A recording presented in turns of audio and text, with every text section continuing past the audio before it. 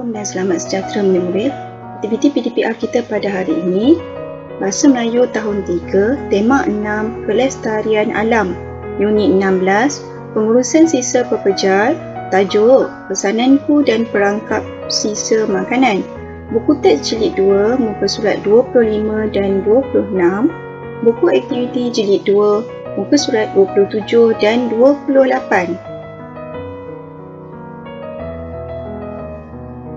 Objektif PDPR hari ini, murid-murid dapat mendeklamasikan sajak dan menyatakan maksud sajak. Kedua, membina ayat tanya tanpa kata tanya. Baiklah murid-murid, mari kita mulakan pembelajaran kita. Rujuk buku teks jilid 2, muka surat 25. Seni bahasa. Mari kita dengarkan sajak ini. Wahai kawan, dengarlah luahanku ini. Janganlah dibuang minyak masak terpakai.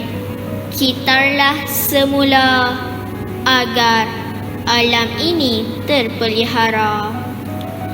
Wahai rakan, alangkah baiknya jika bersama-sama kita mengolah semula minyak masak terpakai menjadi sabun untuk cucian.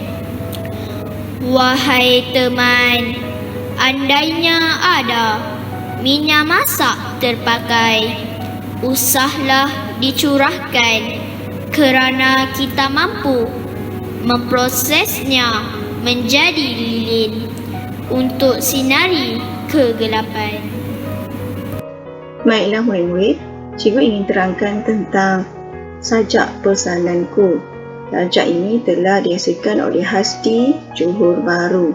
Baiklah, terdapat 3 gambar di sini. Pertama, gambar ini menunjukkan murid sedang mendeklamasikan sajak bertajuk pesananku. Sajak ini yang pertama memberitahu tentang minyak masak perlu dikitar semula agar alam ini terpelihara. Gambar yang kedua memberitahu bahawa minyak masak boleh diolah menjadi sabun untuk cucian. Dan yang ketiga memberitahu bahawa minyak masak terpakai tidak perlu dibuang dan kita mampu memprosesnya menjadi lilin. Baiklah, sajak ini menceritakan pesanan penyajak supaya kita mengitar semula minyak masak terpakai untuk memelihara alam sekitar. Baiklah, semak jawapan. Rujuk buku aktiviti jilid 2, muka surat 27. Aktiviti 4. Tulis maksud dan deklamasikan sajak. Pesananku usah dilupa. Mari kita dengarkan sajak ini. Sajak bertajuk Pesananku usah dilupa. Ingatlah pesananku ini. Kurangkanlah penggunaan kertas. Pasti akan mengurangkan penebangan pokok. Alam kembali menghijau. Ingatlah pesananku ini. Kuranglah penggunaan elektrik. Pasti akan kau berasa tiada lagi pemanasan global. Ingatlah pesananku ini. Kuranglah pembakaran terbuka. Pasti akan kau lihat tiada lagi jerebu. Udara pasti segar. Baiklah, murid-murid, cikgu akan terangkan maksud pesananku usah dilupa. Maksud yang pertama telah diberikan, di mana penyajak berpesan agar penggunaan kertas dikurangkan. Kesannya, alam akan kembali menghijau kerana penebangan pokok semakin berkurangan. Mari kita semak jawapan. Yang kedua, penyajak berpesan agar penggunaan elektrik dikurangkan. Kesannya pemanasan global dapat dielakkan. Jawapan yang ketiga, penajak berpesan supaya dikurangkan pembakaran terbuka. Kita pasti dapat melihat tiada lagi jerebu dan udara akan bersih. Baik, sekarang kita rujuk buku teks jilid 2, muka surat 26. Cikgu ingin terangkan tentang ayat tanya tanpa kata tanya. Perangkap sisa makanan. Mari kita baca. Makcik Siti, ibu saudara Nabila. Beliau pengusaha kantin di sekolah. Nabila. Selepas waktu persekolahan, Nabila membantu makciknya di kantin. Dialog antara Nabila dan Makcik Siti. Nabila. Ini alat perangkap sisa makanan, makcik? Makcik Siti. Ya, Nabila. Ini alat perangkap sisa makanan. Nabila. Alat ini disambung terus pada sinki? Makcik Siti. Benar, Nabila. Alat ini disambung terus pada sinki. Nabila. Banyakkah faedahnya? Makcik Siti. Mestilah banyak faedahnya, Nabila. Air dari sinki yang mengalir ke dalam longkang bebas daripada sisa kotoran. Baik, Nabila. Semak jawapan. Bolehkah alat ini menjadikan longkang sentiasa bersih dan tidak berbau? Makcik Siti menjawab, boleh. Alat ini menjadikan longkang bersih dan tidak berbau. Aliran air longkang juga akan lancar. Seterusnya sungai juga akan bersih. Cikgu ingin terangkan tentang info bahasa. Tajuk ayat tanya tanpa kata tanya. Definisi. Pertama, ayat tanya tanpa kata tanya ialah ayat tanya yang tidak menggunakan kata tanya seperti berapa, bila, bagaimana, mengapa, siapa, apa dan mana.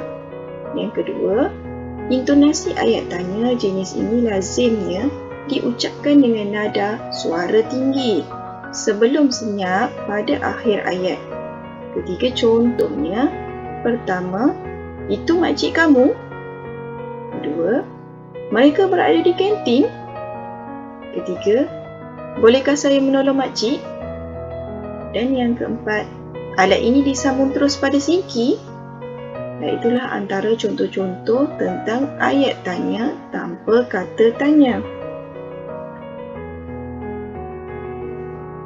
Baiklah, kita semak jawapan.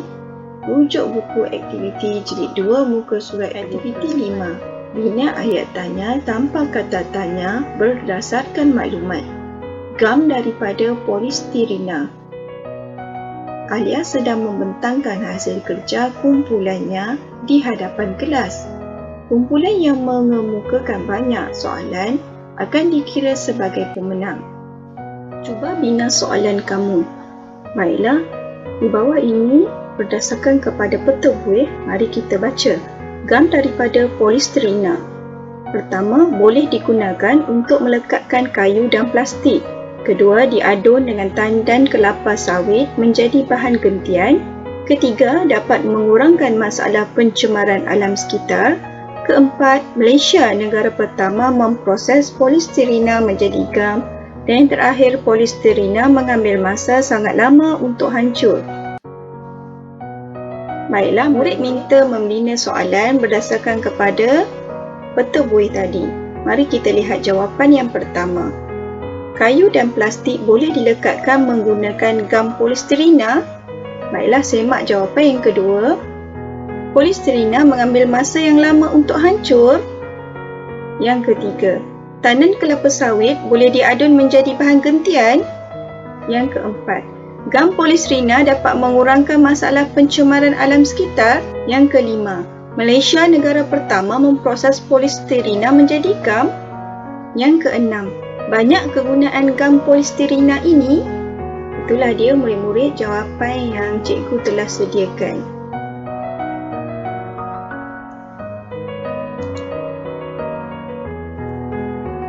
Selesai sudah penerangan cikgu, sila salin nota ayat tanya tanpa kata tanya dalam buku tulis. Rujuk link untuk menyalin nota. Mari kita lihat nota. Baiklah murid-murid, di sini cikgu ingin terangkan tentang nota murid tulis hari Khamis, hari 12 Ogos 2021, Info Bahasa. Tajuk ayat tanya tanpa kata tanya. Murid salin tentang definisi nombor 1, nombor 2 dan 3.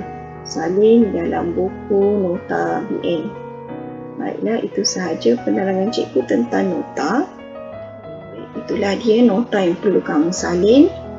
Aku harap murid dapat menyalin nota dengan tulisan yang kemas dan bersih. Baik, cikgu ada menyediakan latihan pengukuhan.